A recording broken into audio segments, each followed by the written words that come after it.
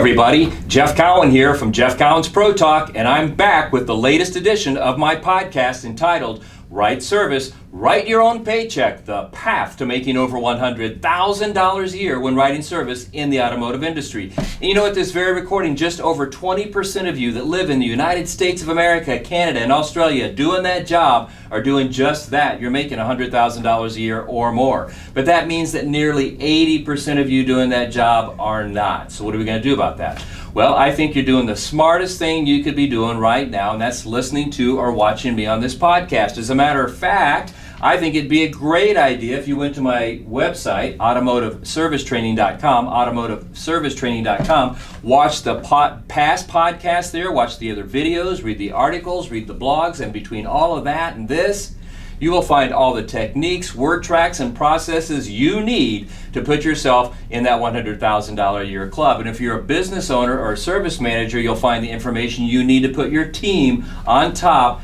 and put them in the position to maximize the opportunity that they have every day in your service department. It's just really fun to do. I come to you today with a great message. It's a short message, but it's kind of fun for me to talk about, and it revolves around this. If you knew me very well, you'd know that one of my favorite things to do when I want to relax, get away from the world, is to watch TV. Now, most people brag about not watching TV. I love watching TV. Golden age of television going on right now.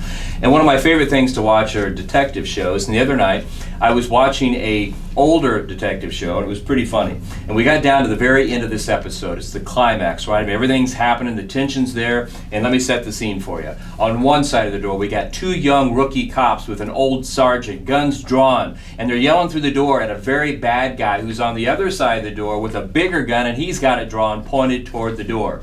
After yelling back and forth, finally one of the young rookie cops, he runs in the room, runs over at the very bad guy with the very big gun, and before he gets there, the guy shoots him in the leg and drops him to the floor. Right behind him, the second rookie had run through the door, his gun drawn. He tries to shoot at the bad guy, instead tackles him, and in the process, he gets shot in the arm, but the bad guy, his really big gun, falls out of his hands, rolls across the floor, scatters across the floor, and lands at the feet of the really old sergeant cop.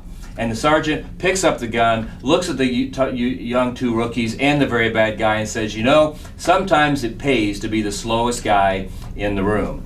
Now, I started laughing when I saw that just because it reminded me of a meeting I was in one time. It was in my annual review at a sales position that I had. And in this annual review, I was being chastised and singled out for being slow when helping my customers. Because here's what my manager told me. My manager had pointed out that while my cohorts, my teammates, were able to help a customer in 6 minutes, it was taking me 8 minutes. And he further pointed out, by that being the case, in the time that they were able to help 24 customers, I was only able to help 18 customers, and he felt that I was costing him money and I was costing him customers. But luckily for me, the owner of the business happened to be in the room, and before I could even defend myself, the owner speaks up and he says this, hey look, Cowan may be slower, but he's got the highest percentages, the highest closing ratios. He significantly sells more than anybody else on the team. And as a matter of fact, we make more money off the 18 people that he helps than we do the 24 people that the other people help out. In addition to that, Cowan has happier customers and customers that want to come back and see him. You know, we pay him more. Now, the owner, having taken over the meeting at that point in time, walked to the front of the room, and he wanted to know. He asked me point blank, Cowan, what is it you do with those extra 2 minutes when you're talking to those customers? And I replied, well, you know, I made it a point to slow my customers down.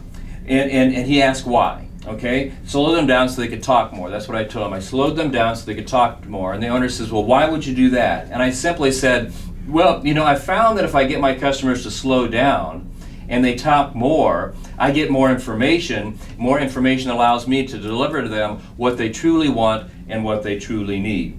He then asked me, Cowan, do you feel like you're slow? And I told him, you know, I really never thought about it. I mean, until now, and I guess my manager says I am, so I guess I am.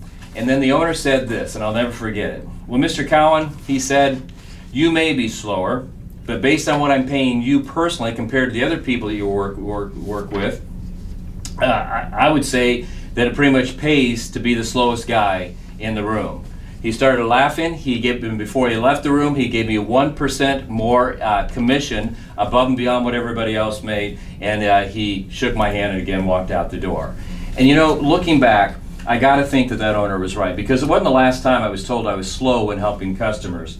But I don't apologize for that, because even though I may be the slowest, every sales team I've ever been on, I led them in sales ratios, sales percentages. I led them at all the numbers and the key indicators that made a difference. I had happier customers. I didn't have heat cases. I had the highest survey scores. And quite frankly, I made more money than anybody else by a wide margin. So I guess in the end, it may seem more exciting to be like the young rookie cop and kick the door in and burst in and run onto the scene. But I found out that whether it's a crime story or whether it's in sales, that a more deliberate, methodical approach will ultimately win the day. And not only win the day for you personally, allowing you to make more money, but win the day for the business, and especially win the day for the customer, because they get what they want and they're happier. So I think you get to the point of that story, but again, watching that the other night just made me laugh, because it brought me right back to that meeting, and I'll never forget that meeting and the other ones that I had that were similar to it. So with that, I'm going to encourage you to go to my website, automotiveservicetraining.com. Now, for some of you people out there watching this who may not be a service advisor, but you're considering getting into this field, I just launched a brand new program for you. And if you contact us at 1-800-248-2931, 1-800-248-2931, or simply go to automotiveservicetraining.com, you'll see this new program. You're going to find that it is very, very simple and easy to invest in.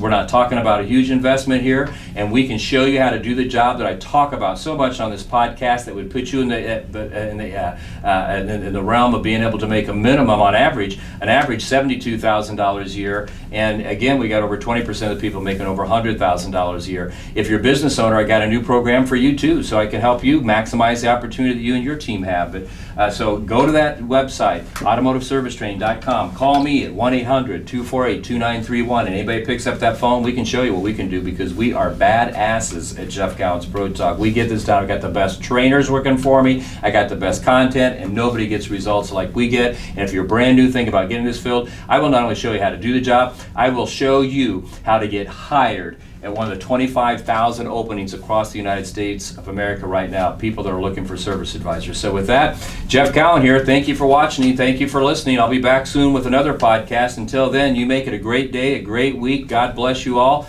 Take care. See you soon.